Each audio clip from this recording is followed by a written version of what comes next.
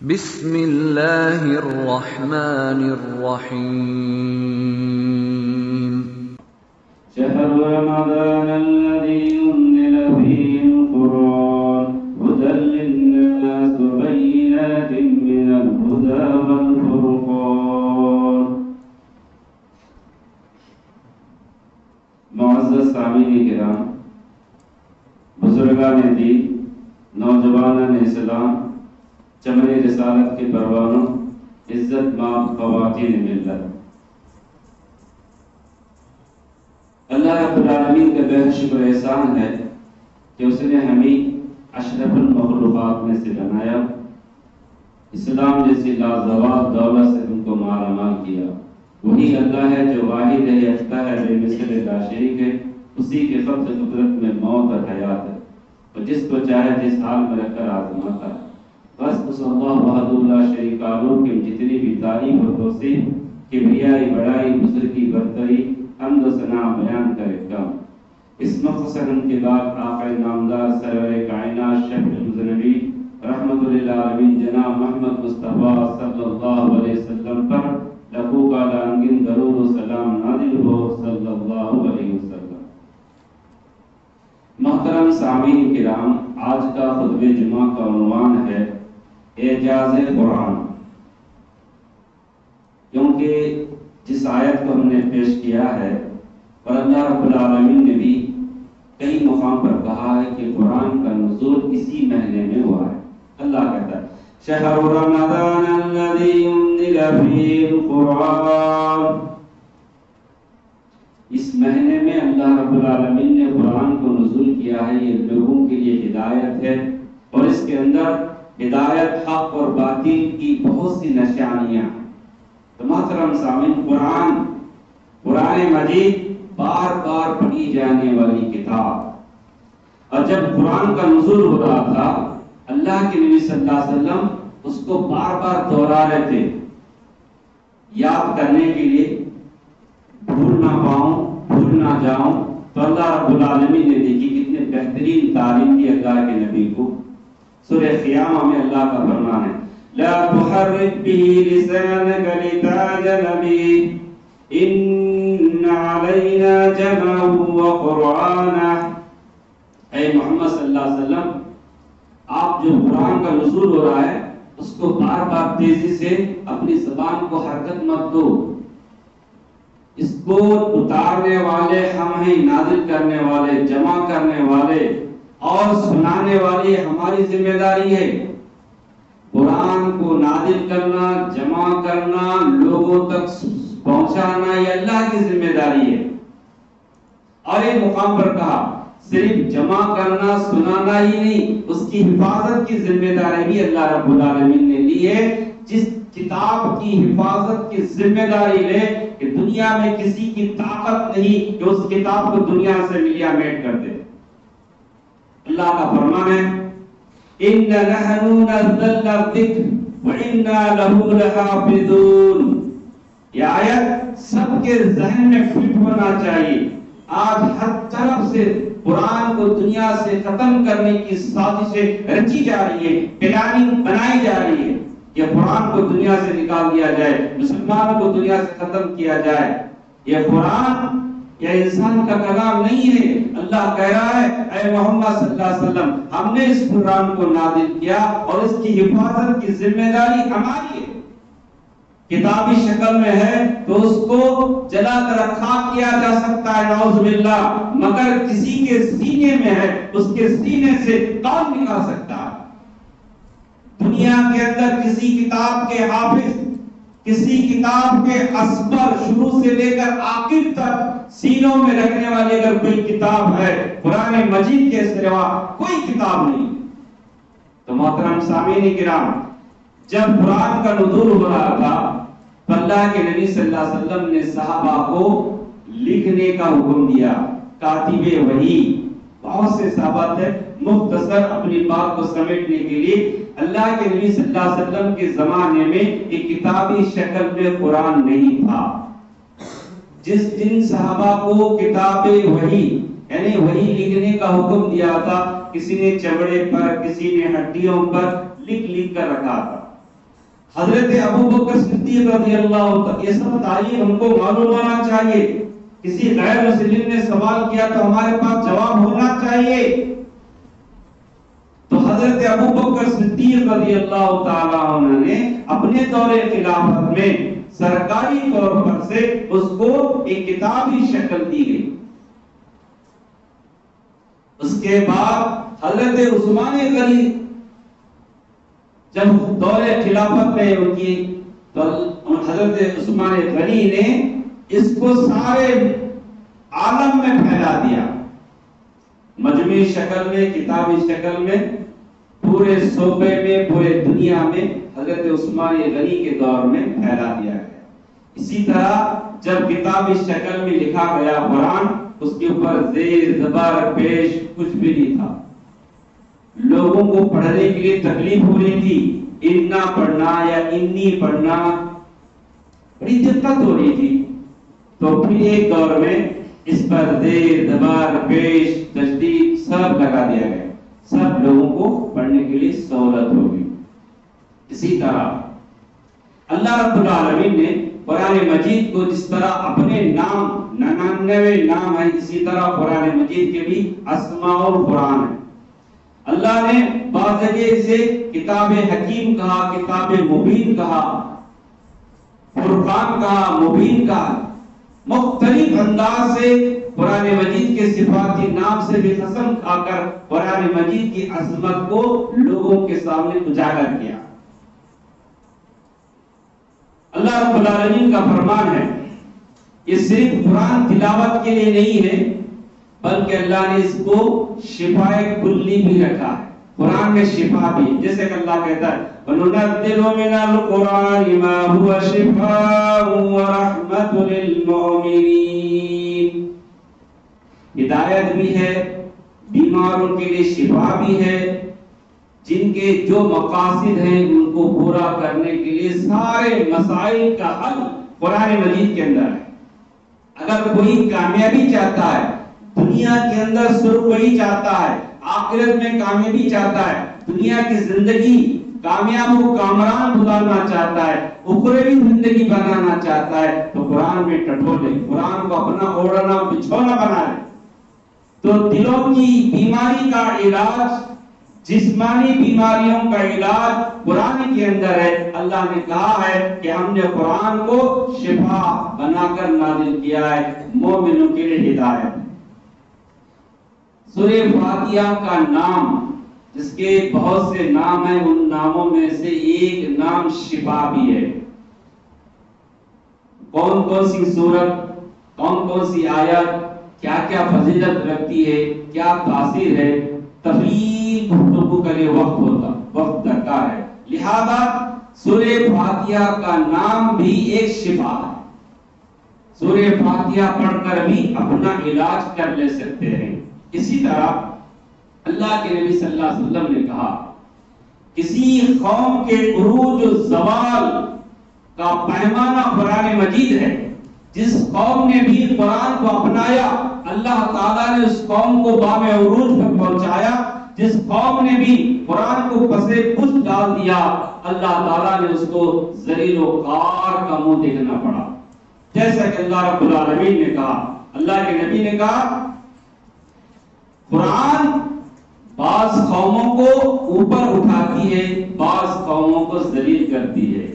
اسی لیے کہا جس قوم نے بھی، مسلمانوں نے بھی جب قرآن کو اپنایا تو 3 بر اعظم میں ان کی حکومت تھی، مسلمانوں کی 3 بر اعظم میں. جب مسلمانوں نے قرآن کو پسے پشت ڈال دیا، عملی جامہ نہیں پہنایا، من میں آیا جو کرنا ہے اس کو کرنے لگے، قرآن کی تعلیمات کو بھلا دیا، اپنی زندگیوں سے دور کر دیا، تو اللہ رب العالمین نے ان کو باب عروج سے نکال کر بس ذلت کی پستی کے گڑھے میں ڈال دیا. شاعر نے کیا خوب نقشہ پیش کیا ہے، وہ زمانے میں معزز تھے مسلمان ہو کر، وہ زمانے میں معزز تھے مسلمان ہو کر، ہم قور ذلیل و خوار میں تاریخ کے قرآن ہو کر. جس قوم نے بھی قرآن کو چھوڑا، ذلیل ہونا اس کی قسمت بن جاتی ہے. اسی لیے آج بھی اس فتن دور میں ہر ایک کو چاہیے کہ قرآن کو سمجھے، اس کے مطابق عمل کرنے کی کوشش کیجیے، قرآن کو اپناؤ، قرآن کو سینے سے لگاؤ، محبت پیدا کرو۔ محترم سامعین کرام، اللہ تعالیٰ ہماری حالت کو دیکھ کر سوال کرتا ہے، سوالیہ نشانی ہے، افلا یتدبرون القرآن ام علی قلوبہم اقفالها، کیا یہ لوگ قرآن میں غور فکر نہیں کرتے؟ کیا ان کے دلوں پہ ڈالا پڑا ہے؟ اتنی واضح باتیں بتا رہا اللہ تعالیٰ، پھر بھی غور نہیں کرتے؟ کیا ان کے دلوں پہ ڈالے لگے، زنگ لگ گیا، ٹھس سے مس نہیں ہوتے؟ بیدار ہو جاؤ، غفلت کی نیند سے بیدار ہو جاؤ، اپنی زندگی کا صبح اور شام قرآن و حدیث کے مطابق گزارنے کی کوشش کرو، ورنہ دنیا سے تم کو ملیامینٹ کیا جائے گا۔ لہذا اپنا ثبوت پیش کرنا چاہتے ہو تو قرآن کو اپناؤ، نبی کی تعلیمات پر عمل کرو۔ اسی طرح اللہ رب العالمین نے قرآن مجید کے تعلق سے سورہ قلم میں کتنی جامع بات کہی ہے، وَمَا هُوَ إِلَّا ذِكْرٌ لِلْعَالَمِينَ، یہ قرآن مسلمانوں کے لیے نہیں ہے، پورے عالم کے لوگوں کے لیے نصیحت ہے۔ کوئی ہے نصیحت حاصل کرنے والا؟ صرف قرآن مسلمانوں کی کتاب ہے۔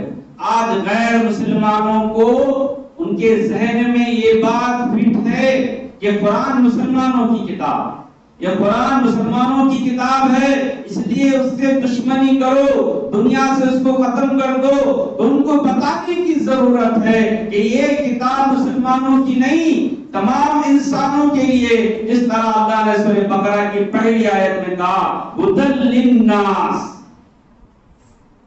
غیر مسلم انسان نہیں ہے، تمام انسانوں کے لیے، جس طرح اللہ کے نبی صلی اللہ علیہ وسلم تمام انسانیت کے لیے رحمت للعالمین بنا کر بھیجے گئے تھے، اسی طرح یہ قرآن سارے عالم کے لیے۔ تو محترم سامعین کرام، اسی طرح قرآن مجید کی فصاحت و بلاغت، اللہ، جس تاریخ سے قرآن کا نزول ہوا اس کے تعلق سے کمپٹیشن شروع ہوا، چیلنج پہ چیلنج، تفصیل میں جانے کا وقت نہیں ہے۔ تو محترم سامعین، دور جدید کے نامور مصری ڈاکٹر طه حسین نے ایک بہترین جملہ کہا، قرآن ایسا ہے ایسا ہے۔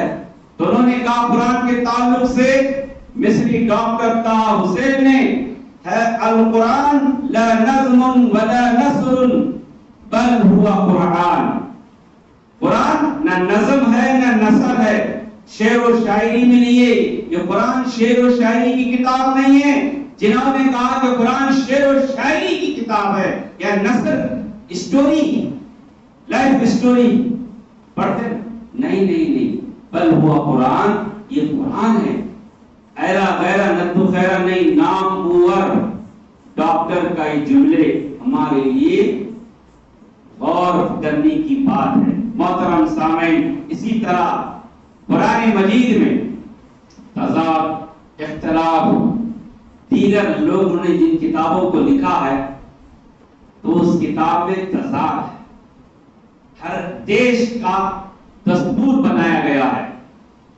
اور اس کے اندر تبدیلی حالات کو دیکھ کر تبدیلی کی گنجائش رکھی گئی ہے۔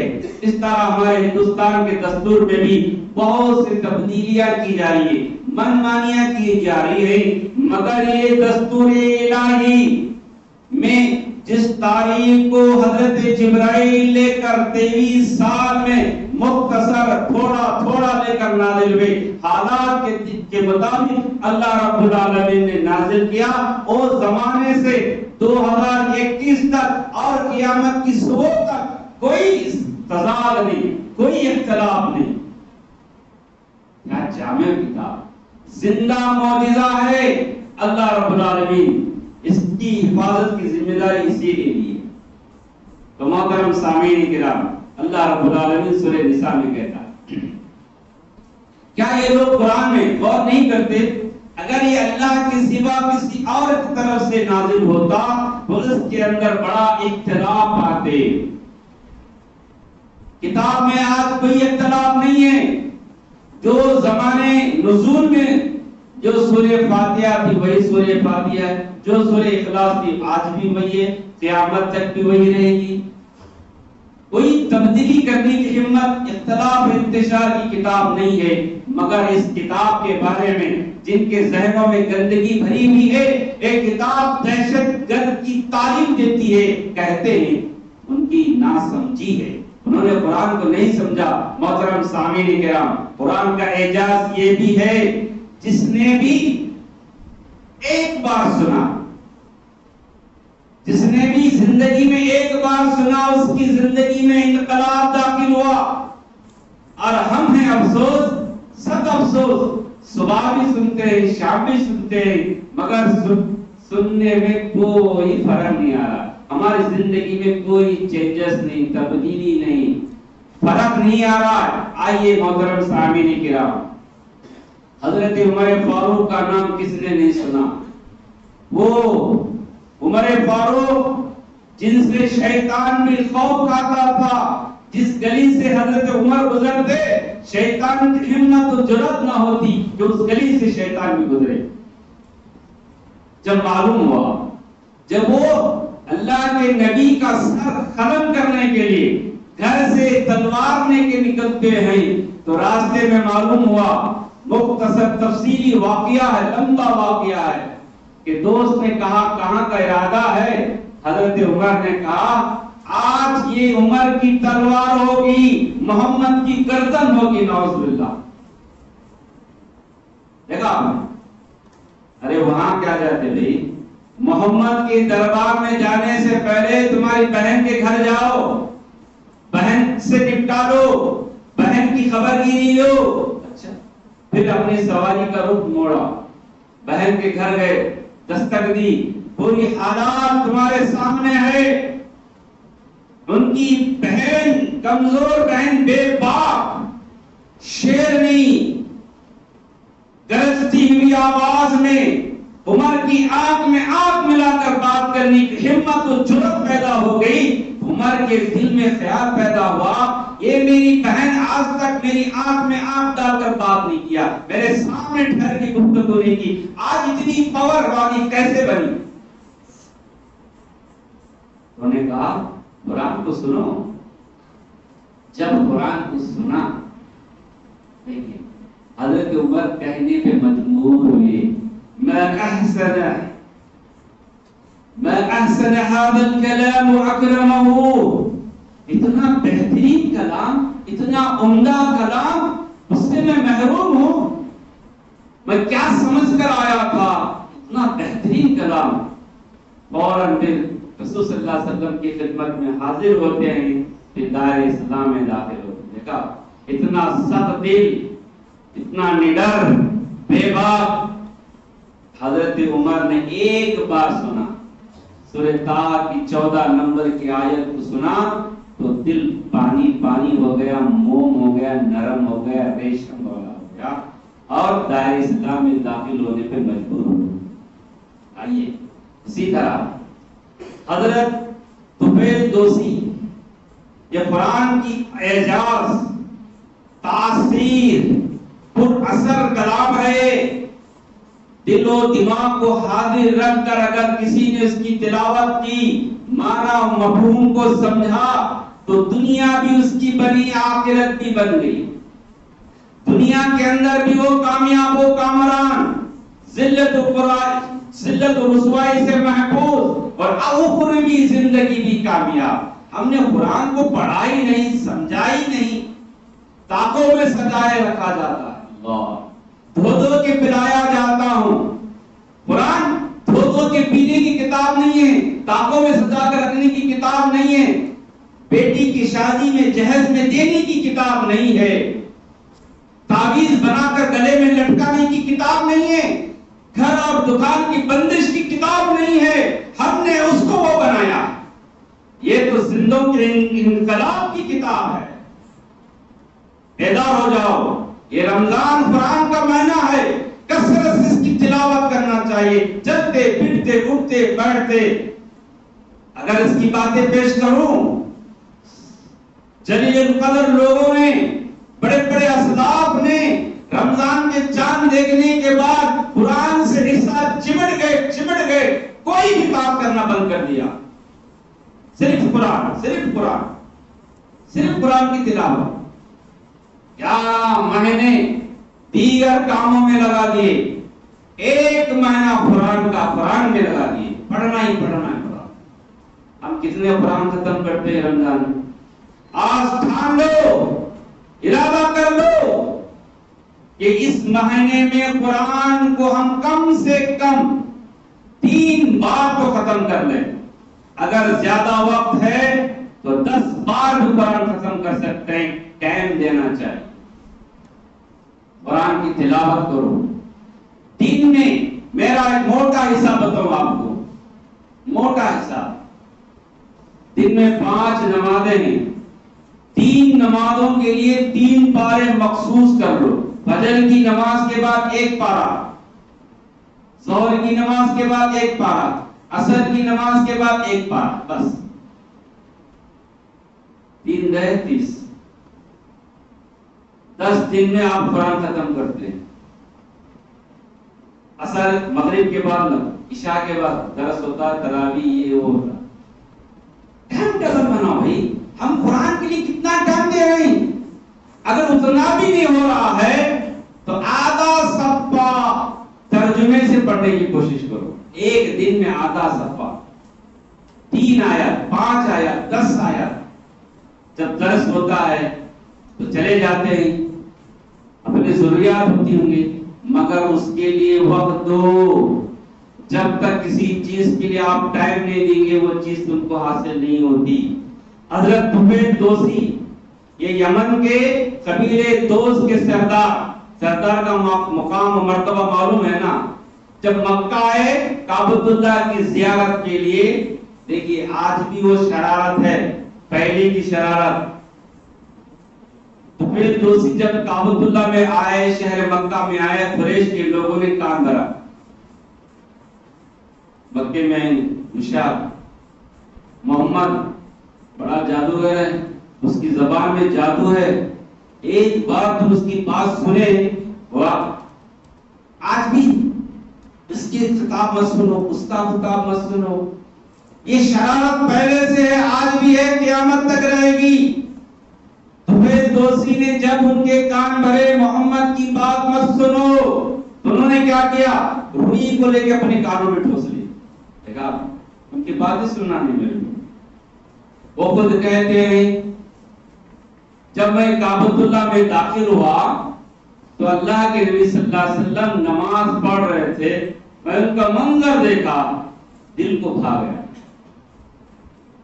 روئی نکال کے پھینکا، دیکھا دل و دماغ قرآن سے جوڑو، تمہارے دلوں کی تازگی پیدا ہوگی، مردہ دلوں کو زندہ کرنے کا یہ نسخے حیات ہے، یہ قرآن نسخے حیات ہے، کیمیا حیات ہے، ہم نے سمجھا نہیں آج تک۔ میری دوستی کہتے ہیں میں نے کپاس کو نکال کر پھینکا، قرآن کو سنا، اتنا بہترین کلام، اتنا عمدہ کلام میرے دل میں اتر گیا۔ نبی سے ملاقات کی، نبی کے تعلق سے جو باتیں ان کو پیش کی گئی تھی، کہا قریش کے لوگوں نے مجھے آپ کے تعلق سے یہ ایسا ایسا کہا، بتاؤ آپ کے پیغامات کیا ہیں، آپ کی تعلیم کیا ہے، آپ کس بات کا پیغام دیتے ہیں؟ اللہ کے نبی نے قرآن کو پیش کیا، قرآن کو پیش کیا تو دائیں اسلام دار، اتنا بہترین کلام، ایسا کلام پھر میں اس سے محروم ہو نہیں سکتا۔ محترم سامعین، اسی طرح ثمامہ بن اسال، ثمامہ بن اسال کہتے ہیں، 2 جملے سنیے، محمد مدینے میں میرے دل میں اس سے بڑھ کر کوئی شخص نفرت نہیں رکھتا، میرے دل میں محمد سے بڑھ کر کوئی نفرت والا انسان نہیں، مدینے سے بڑھ کر کوئی مقام نہیں کہ میرے دل میں اس سے نفرت کروں، مدینے سے محمد سے اتنی نفرت پھر کسی سے نہیں۔ دیکھا چند دن کے بعد 1-2 دن قرآن کو سنے، قرآن کو سنا، دنیا چینج ہو گئی، دائرہ اسلام میں داخل ہوئی. تب کیا کرے؟ میرے دل میں محمد سے بڑھ کر کسی سے محبت نہیں، مدینے سے بڑھ کر کوئی مقام نہیں میرے دل میں. چینج ہو گئے. جس سے نفرت کر رہے تھے، جس ذات سے آپ کو نفرت تھی، اس دل میں اس کی محبت بیٹھ گئی. جس مقام سے، جس گاؤں سے آپ کو نفرت تھی، اس گاؤں کی محبت ان کے دل میں بیٹھ گئی. تو محترم سامعین کرام، حضرت حماد اسدی، حضرت حماد اسدی یہ یمن کے بہت بڑے جادوگر معلوم ہے نا، اچھے کی چھٹی چھوڑاتے ہیں. حضرت حماد کے سامنے جب قرآن پیش کیا گیا، دائرہ اسلام میں داخل ہوئے، تو وہ کیا کہتے تھے؟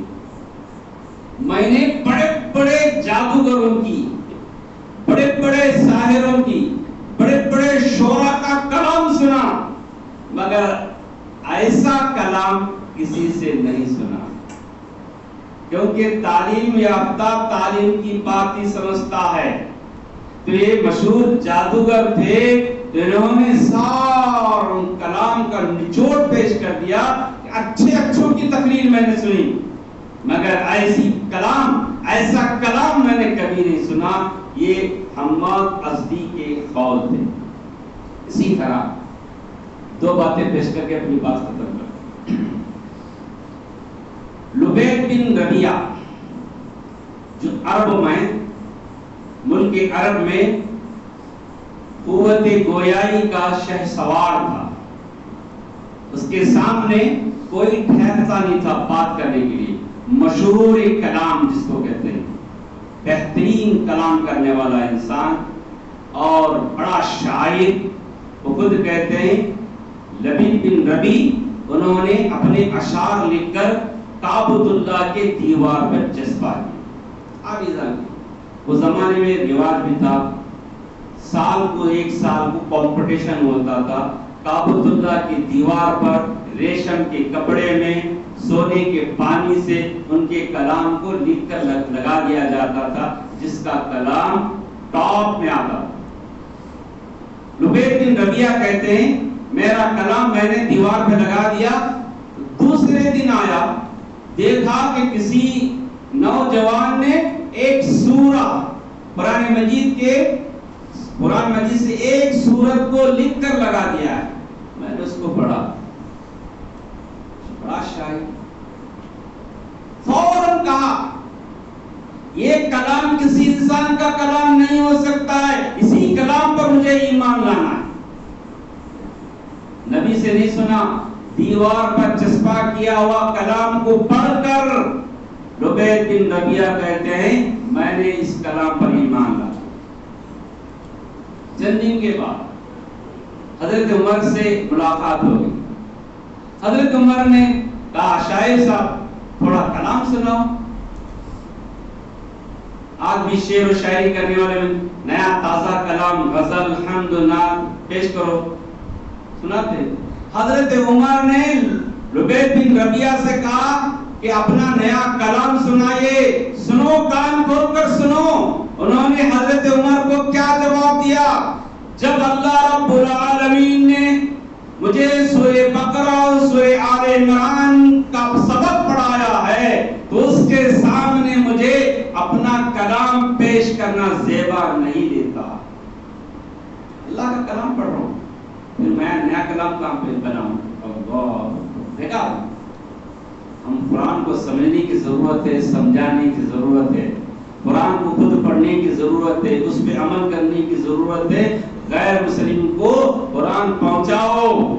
سیاسی، پولیس ڈپارٹمنٹ، آئی ایس، جو ڈپارٹمنٹ میں ججز، تمام مبلا کو، وکیلوں کو، غیر مسلم کے ہر وکیل کو قرآن پہنچانے کا میرا ایک سندیش ہے، پیغام ہے. کورٹ سے ہی یہ فتنے اٹھتے ہیں. جب ان کو قرآن کی تعلیم معلوم معلوم ہو جائے تو پھر قرآن کے خلاف کوئی آواز نہیں اٹھاتا۔ محترم سامعین، آخری بات، مدینہ کے مشہور سردار اسد بن زرارہ کہتے ہیں میں اللہ کے نبی صلی اللہ علیہ وسلم کے مبلغ حضرت مصعب بن عمیر کی تبلیغی کی سرگرمیوں سے جو اسلام پھیل رہا تھا مدینے میں، دیکھ کر مجھے غصہ آنے لگا، کیا اتنا تیز اسلام پھیل رہا ہے، آج بھی مسلمانوں سے کوئی دشمنی نہیں، یہ اسلام پھیل رہا ہے، اسلام ترقی کر رہا ہے، اچھے اچھے تعلیم یافتہ لوگ، اچھے باکسر لوگ، فلم انڈسٹری میں کام کرنے والے لوگ، کروڑ پتیوں کی بیٹیاں، بڑے بڑے عہدوں پر فائز رہنے والے اسلام میں داخل ہو رہے ہیں، ان کی پبلسٹی نہیں ہو رہی ہے۔ تو یہ کہتے ہیں جب مصعب بن عمیر کی تبلیغی سرگرمیاں بام عروج پہ پہنچ رہی تھی، مجھے غصہ آ گیا، اب اتنا اسلام ترقی کر رہا ہے تو اس کو ختم کرنے کے لیے مصعب بن عمیر کو ہی ختم کر دو، ان کو قتل کر دیا گیا تو اسلام بستا کا مسلح یعنی ہتھیار لے کر قتل کرنے کا پورا پلان بنا کر گھر سے نکلتے ملاقات ہوتی ہے، جس کو قتل کرنے کے لیے نکلے اور سامنے ملے کیا شکار مل گیا ہے، تو لوگ کہتے ہیں تھوڑی منٹ، تھوڑی چند سیکنڈ قرآن سنو۔ جیسے ہی انہوں نے قرآن سنا، اسد بن زرارہ کہتے ہیں کہ میرا پلان فیل ہو گیا، میں ختم کرنے کے لیے گیا تھا، میں دار اسلام میں داخل، دیکھا آج بھی ابھی ایک میسج پڑھا، مجھے سمجھ میں نہیں آیا کہ دعا کرنے کی اپیل کی گئی ہے کہ 30 تاریخ کو دہلی کے رام لیلا میدان میں ایک غیر مسلم سوامی سے اور مسلمان سے مباہلہ، تو سچا کہ میں سچا، آگ جلانے کا ہے، اس طرح کا ایک میٹر آیا تھا۔ 17 رمضان کو جنگ بدر ہوئی تھی، تو انہوں نے مولانا نے 17 رمضان کا ڈیٹ دیا ہے، سامنے والے نے مباہلے کے لیے تیار ہوا ہے، تو کامیابی کے لیے دعا کی درخواست کی گئی ہے، تفصیل مجھے معلوم نہیں ہے۔ لہذا جب بھی جس دور میں بھی قرآن کے مقابلے میں انسان اترا ہے، ذلت کا منہ دیکھنا پڑا ہے، ذلیل و خوار ہوا ہے۔ یہ ہماری کچھ کمزوریاں ہیں، ہماری کچھ کمزوریاں ہیں، آپس کی اختلاف و انتشار، قرآن سے دوریاں ہیں، لہذا اس لیے وہ قرآن کے خلاف، مسلمانوں کے خلاف، اسلام کے خلاف لب کھولنے پر تیار ہوتے ہیں۔ اللہ رب العالمین سے دعا ہے کہ اللہ تعالیٰ ہم تمام کو جب تک دنیا میں رکھے اسلام پر قائم و دائم رکھے، قرآن کو سمجھ کر پڑھ کر اس پر عمل کرنے کی توفیق عطا فرما، ہمیں جو بھی بیمار ہے تمام مریضوں کو شفاء کلی عطا فرما۔ یا اللہ جو مہلک وبا پورے عالم میں پھیلی ہے کرونا سے، جو ہمارے دلوں میں خوف ڈالا جا رہا ہے، یا اللہ سارے عالم کے انسانوں کو اس مہلک بیماری سے محفوظ و معمون رکھ لے۔ جو اس بیماری میں مبتلا ہیں، یا اللہ تمام مریضوں کو شفاء کلی عطا فرما۔ اس مہینے کی قدر کرتے ہوئے روزہ رکھنے کا اہتمام کرنے کی توفیق عطا فرما، اپنا اکثر وقت قرآن مجید کی تلاوت میں لگانے کی توفیق عطا فرما۔ یا اللہ ہمارے خواتین کو، نوجوانوں کو، بزرگوں کو اسلام کے مطابق زندگی گزارنے کی توفیق عطا فرما، آمین یا رب العالمین۔ السلام علیکم ورحمۃ اللہ وبرکاتہ۔